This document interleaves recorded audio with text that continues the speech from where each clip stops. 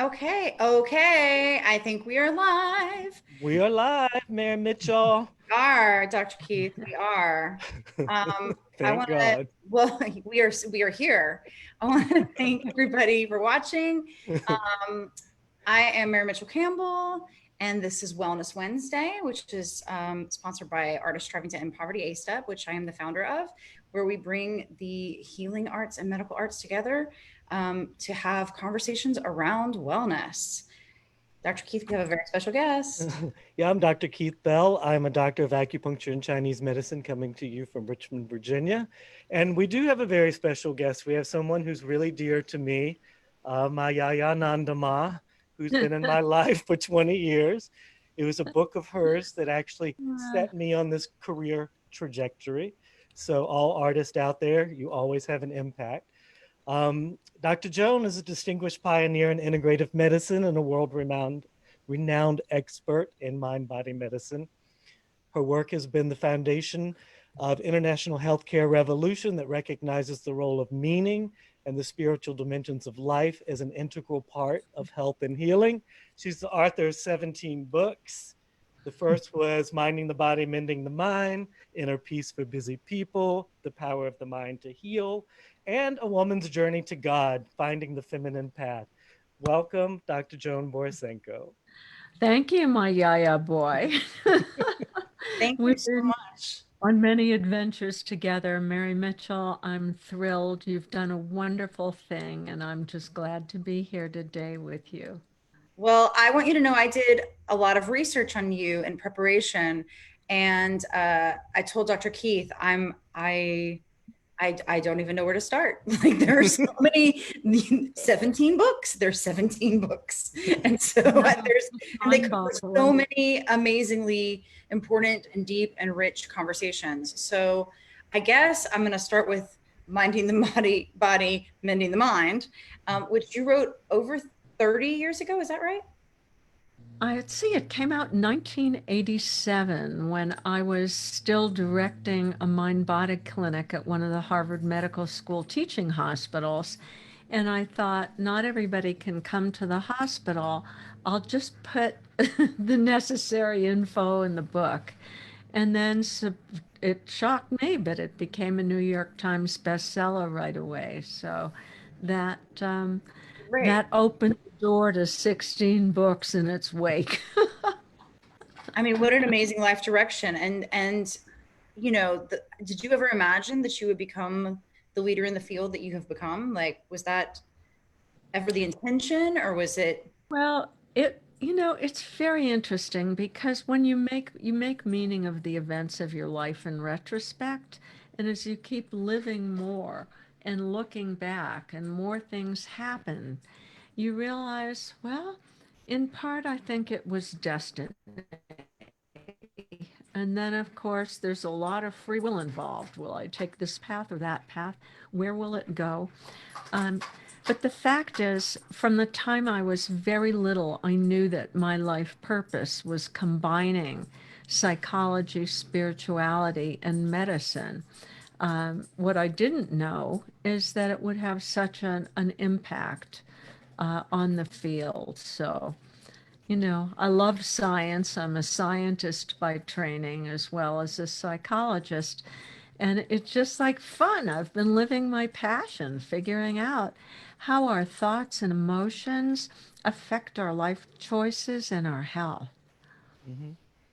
What did Amazing. your colleagues think when you left a field of cancer cell biology and started talking about how meaning and intention and even prayer affects healing? What did they think? Well, here's a little vignette. So there I am. I'm an assistant professor of anatomy and cellular biology at this time at Tufts Medical School in Boston. And I have a reasonably large lab, very well funded because cancer research is what I was doing. And I decide what happened is that my dad got cancer. You know this story, Keith, but you don't, Mary Mitchell. My dad developed cancer. I was in my late 20s at this time. and he was given a drug that would stop the cells from dividing, but created a manic psychosis. This was a man who used to be so relational and so compassionate, who just had pressure of speech, pressure of action, and he could not listen. He could not be present. And it was like losing him then and there. And eventually, this is a very sad story. He had some surgery. They took him off the drug. He came briefly into his right mind and decided to jump out a window because the whole thing had been so terrible for the family. And he did. He jumped to his death. And then I sat there thinking, gosh, you know, it's like here I know at that point whatever there was to be known about cancer cells, but nobody paid attention to him as a being and what this meant to him. And I thought somebody needs to do that. And somehow I decided that somebody had to be me. Because at that time, there were no what's called consultation liaison services in hospitals. And that is, so somebody can take care of these mind body things that crop up. Certainly, chaplaincy is a good thing for that, but it wasn't part of medicine at that time. And so I decided to leave. I had the good fortune of being offered a fellowship by my first mentor, Dr. Herbert Benson, who brought meditation into medicine. So, your question, Keith, how did people respond to this? So, I marched into the office of the chief of my department, the chairman of the department. I said, hey, I'm going to go with this guy, Dr. Herbert Benson, so I can study meditation and I can understand the needs of patient-centered medicine, and I can teach mind body skills to physicians and to families. And I had no idea where it would go. I mean, how do you do this? But he said to me, the chairman was great. He said, I see you have a calling, but I'm not sure you can make a living out of this. So if you'll keep teaching for us, I'll keep your faculty appointment open for 2 years, and you can decide whether, I mean, it sounded outlandish to people. Meditation? You're going to research meditation? You're going to make a living? Somebody will give you a grant? You must be nuts. So, just in case. And then a colleague of mine was the second one I talked, and he looked at me and he said, this is one of the best things I ever heard.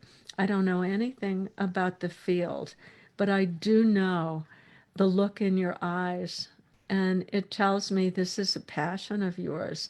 It's a purpose, and we so very rarely get to follow what our purpose is. So I was lucky. I was protected going into this. But once I was in it, my goodness, what a backlash, like inside the hospital. They would think like, oh, this is the division of strange things, the Twilight Zone over there. What do you do? So we really had to educate the physicians at the hospital. I used to go with, this was in the days of Kodachromes. There was no PowerPoint, and give all kinds of grand rounds at hospitals to show the people the most basic thing about how your mind affects your body. And it's like, it's so obvious that that's what happens. I mean, why do people read Playboy, for example? There's a mind-body thing. Or why do what does your mouth water when you think of your favorite food? Right. So it's August. We've made it to August in 2020, which is perhaps we all deserve a medal at this point. But I'm curious, how have you been through this, and how have the people that you love and are sort of counseling, how have they been through this intense year? Well, First of all, thank you for that question. I think everyone wants to know how, well, not everyone, but some of us want to know how others are doing and what's going on. And I'll say that generally speaking, I'll put on my hat as a psychologist, things are not good. We have huge levels of anxiety, depression, and also post traumatic stress disorder, a huge increase in domestic violence, and then you can't go to a shelter because of COVID. And the uncertainty is really hard to deal with. So that's what's going on, kind of globally in our country. At a personal level, like everyone else, every day brings another shock. Just when you think you've seen it all, it's like the other shoe drops. It's like a centipede, a shoe a minute, dropping everywhere. Too many So shoes. Right. There are too many shoes. it's not just the pandemic, of course, it's the economic fallout, which you have, helped to address in a very beautiful way, Mary Mitchell. Um, and it's like, as Keith knows, it's like if you are used to seeing clients, or for me, I was used to traveling all over, flying here and there and giving lectures. Can't do that, have to pivot online. So I found it was both really invigorating because I had to put everything online and learn all the new technology, and it was a big learning curve, and also exhausting. I mean, completely exhausting. And at times, I think last week, I was taking, um, a cue in a way from Michelle Obama, who had said, I'm actually feeling a low level depression. And I've certainly had a number of days in the last couple of weeks, 3 or 4 days, when I just felt, why bother? Mhm. Like hopeless, like what's going to happen with this whole situation. Mhm. And fortunately, I've got a good bag of tools and tricks and a lot of wonderful, beautiful people that I love and who love me. And that, of course, makes all the difference. We need each other. We need togethering. And here we are on Zoom having a great conversation, Right. even though we're miles apart. And, that we were talking about our pets. Right. Uh, at least we can hug up We all on have them. dogs. Yes, we all have dogs. Well, you talk a lot about in your teachings, you talk about spiritual optimism and you talk about resilience. Can you say a little bit about how to be optimistic right now and how to cultivate resilience? Absolutely. I'm fascinated with resilience. Back in 2008, when we had that big economic downturn and the housing bubble popped, I wrote a little book called It's Not the End of the World. Mhm. How to Mm, develop resilience in times of change. we need to get that book And out. I think we, yeah, yes, it's still available, even though it came out in 2009. The the idea of resilience, by the way, is it's more than bouncing back from adversity. It's growing from adversity. There's a wonderful word in the psychology world called post-traumatic growth, that often it's not until we're challenged that we recognize we've got to dig a little bit deeper into ourselves to learn how to be present. And one thing for resilience that's very important is the ability to connect. And it can be connecting with other people, connecting with our dogs or cats or birds, connecting to nature, and connecting deeply to ourself. Something that can help quite a lot is actually just writing down your feelings. And you have to recognize that your feelings will change. This is an important thing. A little tip from neuroscience is, let's say I was feeling depressed. I'm sitting there thinking, like, what is the point? All of my good spiritual thinking went by the wayside, and all I could think of is, it would be really nice to kick back now and have a glass of wine. Hmm. that's that's about it. I've had those days. Finally, yes, we've all Hmm. had those days. I could say to myself, Joan, what you feel is depression. You are feeling depressed. And what we know from the science is called name it to tame it. If you tune in and you say, this is it, I'm feeling scared, I'm feeling depressed, I'm effing furious. Whatever it is, if you're willing to name it, somehow that calms down the nervous system. It calms down the emotional nervous system, the limbic system. And the other thing is, once you've done that, instead of running off from the emotion, you can bring a little mindfulness to it. Just breathe and notice, oh, I feel heavy in my heart, or my throat is clutched up, or my right shoulder is up around my ear, and my neck is stiff, whatever. And to just breathe and be with those feelings. And the one thing we can count on is that everything changes. Hmm. And so will your emotions. There's some interesting data that if you just breathe and you'll be with those emotions, they don't last for more than 40 or 50 seconds. And then they start to morph and change. So that's really important. But I also think, Keith, that um, it's important to do something for others, Hmm. reversing the flow of attention from yourself, from the I, me, mine, oh my God, my finances, my work, my girlfriend or boyfriend that I can't see, whatever. If we're stuck in those self directed, poor me stories, then we're going to be miserable. But if we can direct our attention to others, it alleviates quite a lot of that. And that's what Mary Mitchell and you, Keith, are doing here with this. It's an act of service toward others. You're thinking, how can I help the people who've tuned in here? And I think that's helped me be resilient.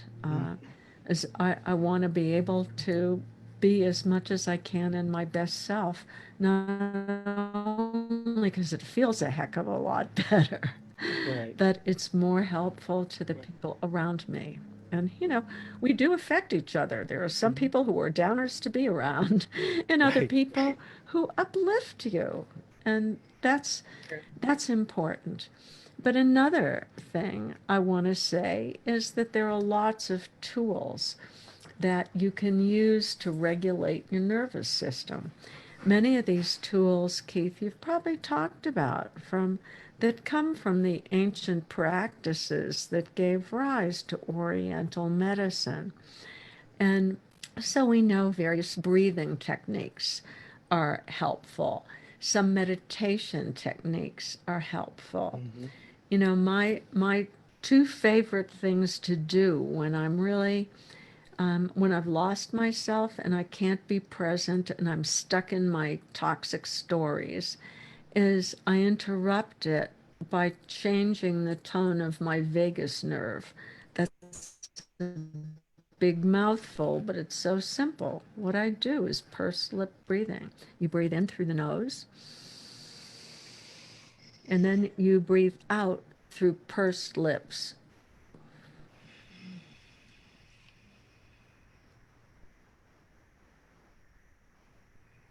Long and slow, still doing it. Then the next breath that comes in through the nose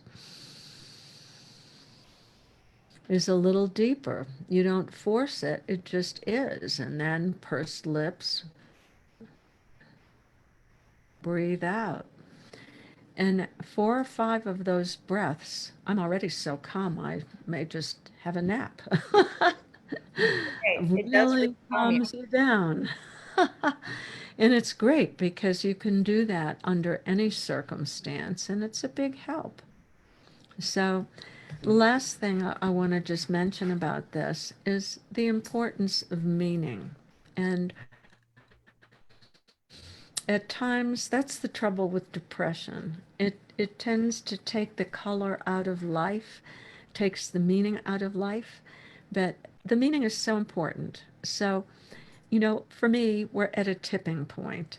All of this shadow stuff about who we are, the meanness, the cruelty, the narcissism of these times, the divisiveness of these times, um, comes from people who are themselves hurt when we get divisive, when we're judging others. And I realize we're all in the same boat. There's a common humanity. We all need some kindness. We all need to be seen. We all need to be heard. So I like to look underneath the surface and recognize this is a symptom of all kinds of different groups, whether it's people of color or LGBTQ people or people who feel I've been marginalized. Nobody is looking at the fact that I don't have meaningful work or something. Everybody wants the same thing. We want dignity. We want respect. We want to be seen. And that makes me a little more patient. And that meaning is okay, all this stuff is coming to the surface. That's a good thing in the long term. We're at a tipping point. Um, and so if I can hold that, now also remember, here's the thing about a tipping point. When I'm depressed, I say, yeah, we're at a tipping point, like the world is coming to an end. What if it did that way? But when I'm more in my right mind, like after a walk in nature, listening to some music, art and arts does a lot for our brain and nervous system. So after I'm doing that, my meaning shifts, and I think we're at a tipping point. There has to be a breakdown of the old before the new can manifest itself. And the thing about it, think about a seesaw. It's not like we have to get 100% before the seesaw tips. All we need is a hair's breadth more than 50%. And gravity, I like to think of it as grace, takes us the rest of the way. And so when I hold that as like a container of meaning, that's what meaning is. It's a higher order container, positive meaning. Uh, and that gives me the strength to endure and to say, okay, did I do one thing today that could get us a hair's breadth further toward tipping? Because that's the other thing I find. People are upset because they say, what on earth can I do to help? The situation is so overwhelming in so many levels that I feel hopeless. And I like to tell people, we're all interconnected. We're all made of energy. We've got bodies, the kind of densest manifestation of energy. But literally, when somebody does one little kind thing, it ripples out, it touches others, they touch others in unknown ways. And that energy, which is a continuum that we're all part of, shifts. So even a kind word is part of getting that seesaw to tip in the right direction. Shift happens, honey. Shift happens. I love that you mentioned being like doing service and like helping other people. That's always been one of my go-to sort of ways of pulling myself out of my own sort of rewinding self tapes of depression or, and actually A Step, the organization, was founded because I was going through a really tough personal time and I went to India and volunteered in orphanages and decided to come back and start an organization. So it actually was born out of something very similar. But I do find, there's something really, I feel like I'm a product of inertia. personally. And there's something about the inertia of getting outside your own story that I feel like is incredibly valuable. Very, very valuable, because otherwise you stay stuck in something that's very tiny and not true, and you keep overlaying the present with the stories of the past. And if I had to say, in maybe 3 words, what is spirituality? I would say it's the ability to be in the present moment with an open heart, with good discernment, but not judgment, and feel a sense of kindness and tenderness towards yourself and toward our earth and toward all beings. And then you feel connected with that larger whole. And kindness really exudes from you, Mary Mitchell. What a wonderful thing to volunteer in that orphanage. It was And life changing in all the best ways. I learned so much about myself. I learned so much about the world. I learned so Mhm. much about how structures of poverty work, and understanding and having empathy for getting stuck in those cycles and the challenges of trying to break out. There was so much that's information. it. If Wow. we could just break out of our own heads, out of all those old mental traps. Well, I want to ask you a little bit about that because you teach about rewriting your story. How does rewriting your past in a creative way actually change your present and your future? It, first of all, just the act of writing itself, there's a lot of research. You just sit and, write how you're feeling, or write about something that bothers you. And what happens is you actually feel better because you've witnessed yourself. Well being increases, physical symptoms decrease even 2 weeks after, like a 15-minute writing exercise, particularly if you sit down like 3 days in a row and just write for 15 minutes about how you are, or write about how you feel about the pandemic and everything surrounding it.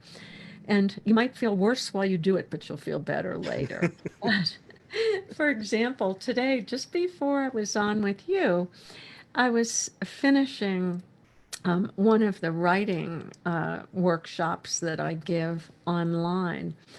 And this one has to do with this particular session, has to do with what I call your sacred enemies who come into your life, so that you will have to dig more deeply within yourself Hmm. to be resilient against We them. all But have those. we all have those, but it's a very interesting thing to rewrite your story from the following perspective. The oftentimes the people who trigger us the most, the people who make us furious, and ready to pounce and completely overwhelm our reason, we just can't stand them. Um, there's something in them that attracts our notice in that way. And it's usually because there's a part of ourself that somehow has been repressed by society or in childhood. I'm not supposed to be that way. And that's the part of us that's reacting to them as like a disowned part of ourself. And, I'll give you an example of how rewriting your story can change. If you have this thought, and that would be, maybe there's something in the behavior of that person that if I had 1% of it, 2% of it, a homeopathic dose of it, my life could be better. So I look, for example, at the television and people who are watching. You can choose your politician because it's so divisive now that whoever you choose is probably someone who, when you think of the other party, you are triggered. And Mhm. so I think to myself, what part of the politician that makes me angriest could I adopt? And I think I could be more confident. I could speak out more for myself. I could be less concerned about what other people think of me. And that would allow my own life to be better. And if I think of that, a sacred enemy is somebody who comes into your life to help you become free of the shackles of your mind, so that when that falls away, you get in touch with your own good heart, with that innate sense of wholeness, being part of the whole. It's there all the time, it's there inside everybody.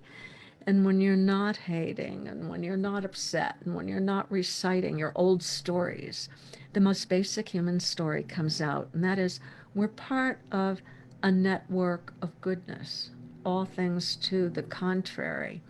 And so, writing in different ways, Keith, from different perspectives on your story, gets you unstuck for them.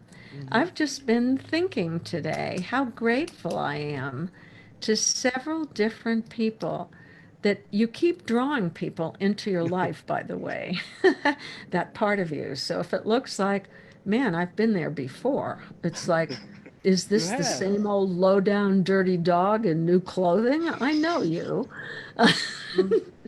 And you keep wondering if you begin to own in yourself what they've come to teach you in their own hideous way. Right. You can really get free of it. So, writing, but here's the other thing what I love about rewriting your story is if you do this with a friend or a couple of friends, and sit for like 12, 15 minutes at most and write, and then share your writings. And then the other person is not giving you feedback on grammar or storyline, but simply responding to your story. Oh, when I heard your story, these are the words that stuck out for me. This is what gave me goosebumps. And you begin to realize, hey, we're all human. Everybody has made abundant mistakes. We all have lots of emotions. We have good ones and generous ones. We have mean ones.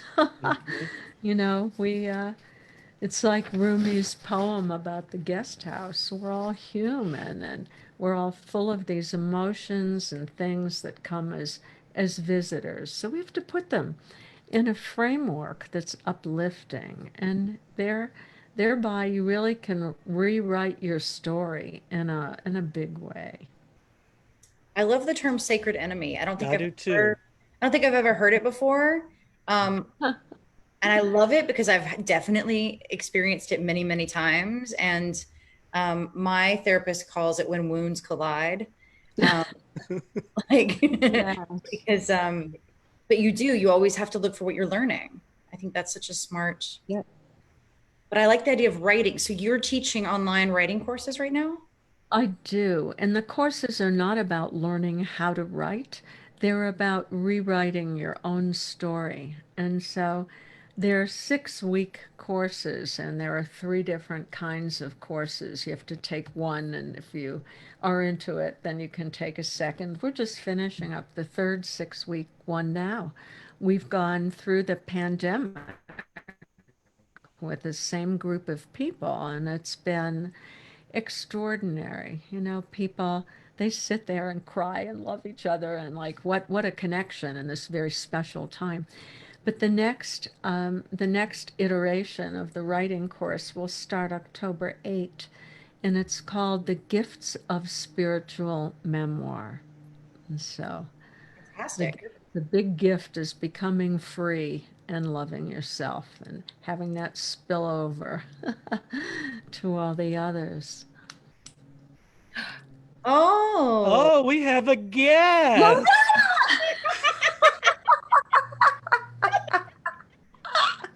isn't that hysterical? We have That's somebody. totally hysterical. I can't believe Oh, it's you. no.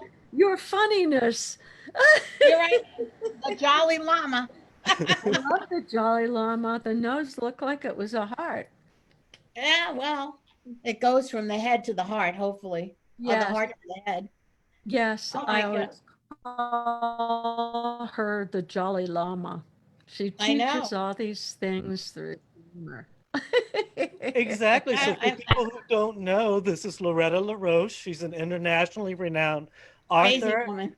crazy woman, stress management consultant who advocates humor, optimism, resiliency, and coping mechanisms. And she's really good friends with Joan. So we snuck her I in. love Joan. Joan is the best. I Can't love be any better Loretta. human being in the world than Joan. Oh, oh, thank you, I just sweetheart. dyed my hair Zeppo red. I know. I was just appreciating it. Like, whoa, that's very cool. Huh? It looks amazing. We've At all this done age, it. what are you gonna do at this age? You gotta color whatever hair you have left. That's true. I was going to wash mine, Loretta, but unfortunately, I got up this morning and all of my shampoo was in my suitcase. Because we've got a big forest fire here, and we thought we had Oh to no. evacuate yesterday. I had to wake up and go through my suitcases to find something to wear. Oh no. Well, it's like George Carlin said, you have to keep carrying your stuff. Wherever you go, you carry your stuff. And it That's gets what we were smaller and talking smaller. about. Till pretty soon there's hardly any stuff. That's a good way to get rid of it, isn't it? Yeah. Isn't it? I have more products. I can't even get in my shower anymore. More products than soap or water. So I've never done this before. I'm supposed to ask you questions, right? Yeah. You're I can supposed to Hopefully you hardly ask have your wait. questions, or you can just talk. Y'all can have. you don't have any answers, we're really screwed. She may not. So yeah, Joan, this is the part where we do a lightning round, and guest, and it's Miss Loretta coming to ask you some questions. Okay. I've never done this before. I've never been trained to ask questions. So the Can I take the fifth? first question I want to, okay, what do you do to take care of yourself? Because you're always taking care of everybody else. Yes. First of all, I live in nature and I garden. I'm very fortunate. And being out in the garden, being out in nature really does it for me. Another thing that really does it for me is getting deeply into my body. So last night, when we finally realized we were not going to have to evacuate, I put on Deva Premal chants. And Gordon, my husband, and I, we started to do some yoga together and yoga dancing together. And, it's like get into the body. Music and movement Oh yeah. are really, really big for me. And then there are the dogs, the poodles, Mitzi, who's 8, and Lola, who's 9 months. And of course, they're just unconditional love. And then I get to talk to my friends. Like, I can't believe it. I'm sitting here talking with friends and a new friend, Mary Mitchell. This is good. So I do that. And then I Isn't also it? like to cook. So I've Yeah. been eating a lot. I had my son visiting this past weekend. He brought his new puppy, a golden Oh, retriever, 6 months old. We get did it dog pee visits on your from people carpet? we know. He decided to poop upstairs because I guess he didn't want anybody to see him. Right, exactly. Much safer. Is he cute? Totally cute. Oh my God. Absolutely adorable. I love dogs. I love cats. I love any animal. But I have Kenny now. That's my musician partner, and I have to take care of him. He's like a pet. Right. Mary Mitchell is a musician, Yes. That's fantastic. and actually, she's running a boarding And house play for wayward any musicians right instrument. now. Did Really? you know Loretta has her own album? She's a jazz singer, cabaret singer, and Kenny and all the visiting musicians laid down these great tracks. Oh I yeah. love you would not sing something. This will uplift everyone. Give us a little a little treat. You never know. Looking at someone, you can't tell if someone's a singer or a musician. Of course Talents not, are because hidden. everybody sees me as the funny woman. And Yes, when they hear my Brooklyn voice, they think, where the heck did that other voice come from? that's right. Where is that velvety voice? Somewhere in there. It's just hunkered down. Don't you love it when Joan comes up with these names of people that she dances to that I don't know where they come from or who they are. I think she just makes You the know, shit up. I don't know, Devo, Waka, Booby, and I mean, who the hell are these people? What? You don't listen to Sanskrit chanting? What's with you? No, thank you. I'd rather listen to Frank Sinatra. But hey, that's fine. It's all good. I like the monks that do I like the Gregorian chant. Yes, I I do. like the Dalai Lamas who chant. I mean, I think there's all kinds of variations of music that can lift the spirits. Exactly. Yep. You just have to go with what resonates with you. I like Frank Sinatra Right. too. Oh, well, I grew up with the whole jazz concept, you know, went to all the clubs in New York, and Mm. I just adore it. I just think it's a really cool. The interesting thing, and you'll like this, is from the neuroscientific point of view. Jazz musicians use the whole brain to play. I bet. It's all improvisational. And, Yes, it makes sense. And you right. can't be stuck thinking in your mind, or you're not It's not the same as part of that classical. great symphony of energetic wholeness. I don't even know how they do it. They get together and they just play. Yeah, it's really amazing. No practice, nothing, Magical. isn't it? Yep. Mary So Mitchell, can you play Hey, jazz? Do you play jazz? I would say ish. I would not call myself an amazing jazz player, but I have played jazz. Yes, it's a what different it's a instrument? different mindset, you know. Mm. And I grew up playing classical and playing by ear, and in the Broadway world, you have to play every style. So I've certainly played a lot of jazz styles, but I wouldn't go solo in a club. Although I've been working on it during the pandemic. Ah. It's been a new pandemic goal to understand how that's to. good. Mm. See, Yeah, there is a bless in the mess here. There's a bless in the bless mess. in the mess. So the next question I have for you is, what do you love to do first thing in the morning? Make the coffee. It's Right. the great morning ritual. And last year, honestly, we kept ordering coffee from all kinds of places and didn't like it. It was terrible. So finally, we threw out our coffee maker and used a wonderful Italian kind of espresso roast in a French press. And every morning when I wake up, first of all, Lola comes in and gives me the nose and then puts her paws up on the bed. So I get doggy kisses and then French Uh, pressed delicious Italian roast coffee.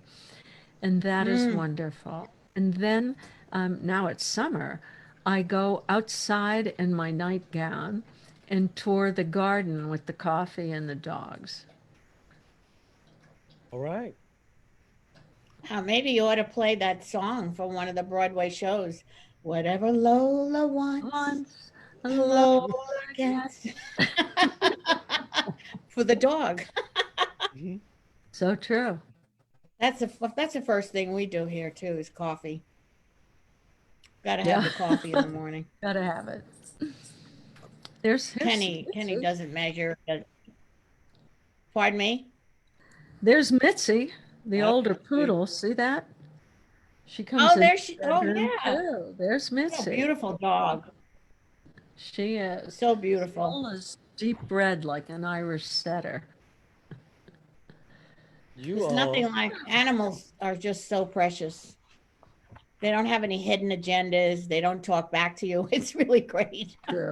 Exactly. All right. So, what's your favorite food? Oh, that's a really good question. I have a lot of favorite foods. I love Italian food. That's really great. I try not Oh to eat yeah. too much pasta. It's a treat because I try to keep away from the white things with all the calories in them. But Hmm. I love that. But I've been making some good treats that I love. I have these almond flour chocolate chip cookies, and they are so absolutely delicious. And I know I can have something that tastes sweet just with a few chocolate chips in it. That still feels good for me. And I have a hoop garden, and I grow all of our own greens. And I gotta say, it's summer, and that's like the bioenergies of the summer season make greens. I sound horrible. It's like what's your favorite food? Lettuce? Well, yes, right now. I I actually love lettuce. crave it. And it's great.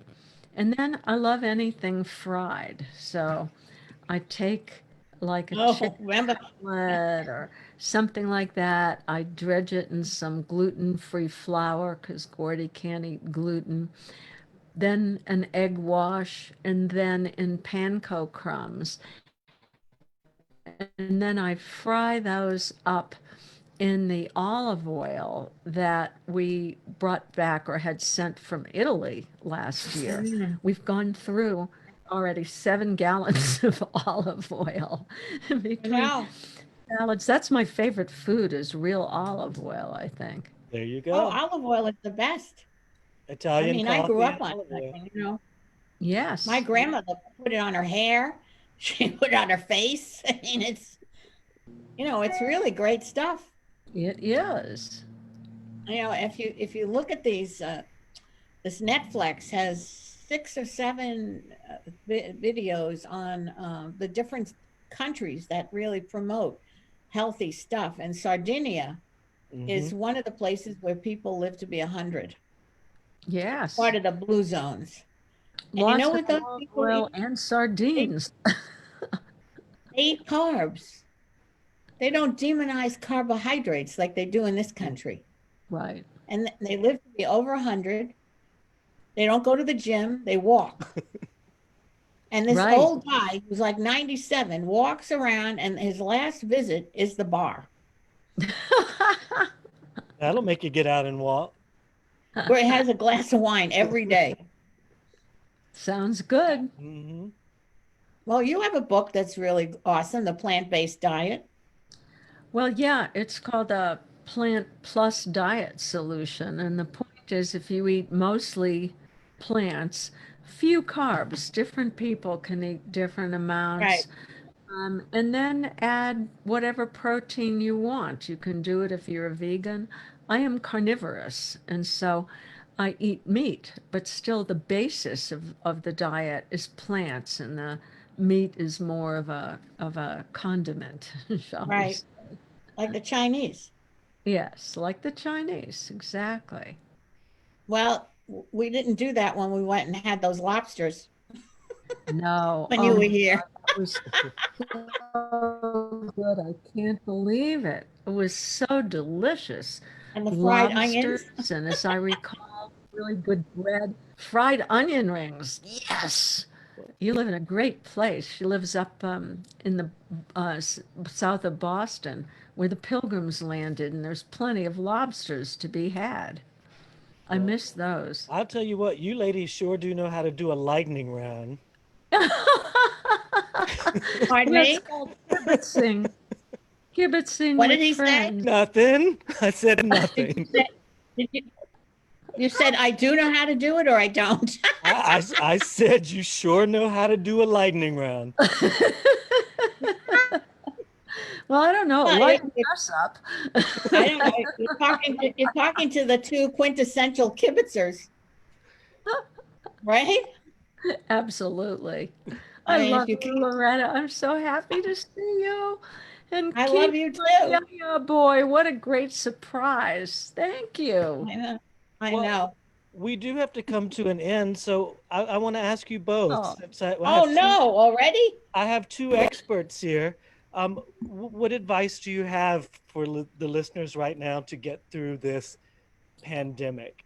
Joan, you talked about resilience. Loretta, you talk about humor. What do you have to say? Go to the ahead, folks? Joni. You're the brilliant genius here. I don't know. I've already said things, but here's what I think. I think that if you really find yourself in a funk, one of the simplest things to do to actually open up your perception is if you can go outside and look up in the sky, feel the air, and that can really help take you out of yourself. It's just so simple. Or, do that gear shift breathing or connect with somebody that you love. I feel so good now just connecting with everybody. I know. Well, the ultimate irony is that prior to the COVID, people were doing exactly what they're telling us to do now, which is social distancing. Right? You were texting, you were, God knows what else you were doing. You didn't laugh, you just wrote LOL. And so now we're told to do it for real, and people are having a problem with it. I mean, you really can call somebody up and talk to them. You could write a note. Whatever happened to writing? You don't have to text all the time. You can start to laugh at yourself a little bit about your irrational thoughts, because everybody has them, and write them down. Write down some of the crazy stuff you say to yourself. I love the questions that are so stupid. When is this going to end? Well, we don't know. So why should you know? Put it on the internet. It's like, where did all this traffic come from? I don't know. It's a road. I mean, you have to start laughing at yourself. Look in the mirror in the morning and start laughing and saying, I'm a joke. And most of us aren't we? And no matter what's going on, we're all going to die. You're the one that said, got it all done dead anyway. That's exactly right. right. My favorite quote. You're only here to distract yourself till you die. So what do you want to do with the time you have? Do you want to make yourself nuts? Go ahead. Enjoy yourself, but don't share it. Oh, wow. Oh my goodness. I know. I didn't get to ask all these questions. I didn't know it was going to end this soon. You were perfect. You were perfect, Loretta. Yes, you were perfect. Thank God, because my mother didn't think so. Anytime you want to hear you are perfect, you just sign on here and we'll let Good. So Loretta, tell everyone, we talked about Joan and her classes. You can find Joan's work at joanborysenko.com. What do you have coming up? Nothing. Okay. No, I'm kidding. No, I'm working on some things. I probably after the Labor Day, I'm going to start doing some Facebook talks or whatever, or maybe some Zoom things. But I kind of went through the end of all my gigs by just saying, I don't want to. I'm tired of working on things. Right. I'm just going to sit in my chair and stare. That's meditation, staring. I love that you I don't froze. know. I don't want, get that I froze. Yeah, right when you said stare, you froze into a stare. Oh, good. See, serendipity. The Zoom were connected. It was very impressive. It was impressive. It was an impressive move. Well, you guys are great, and I'm so glad I got to see your face, Joni. Oh, I love you. It's so good to see you. And I love your new red hairdo. I know. This is a Zeppo look. Go for the win. Well, it's really wonderful having both of you here. We are actually taking next week off, Dr. Keith. We are taking returning next week off. Back in the official fall of September. Wow. I know. It's hard to believe it's happening so soon. But hard to believe. But time is such a weird construct now. It's a decade and a day simultaneously. And really aggravates me is that I'm going to be 81 in September. And I feel like they've taken away part of my last years with this stupid virus. Oh, Yeah, You know? I can imagine. Stay safe though. Definitely stay safe. Oh, what else can I do? I'm hostage. well, thanks, ladies, for coming. Yes, thank you, Artists Striving to End Poverty, for having us. We're going to be back in 2 weeks. And who we're going to have on, Mary Mitchell? We are going to have Vasti Mompoint on, who is a fantastic performer, 8 Broadway shows. I worked with her on The Prom. We're going to talk about some really cool programming coming up with A-Step. Right. Well, thank you. Thank you, Joni. Thank you, Loretta. Thank you, Mary Mitchell. You. We'll see you in 2 weeks. Take Okay. care. Bye, everybody. well. Take good Bye. care. Love you, Joni.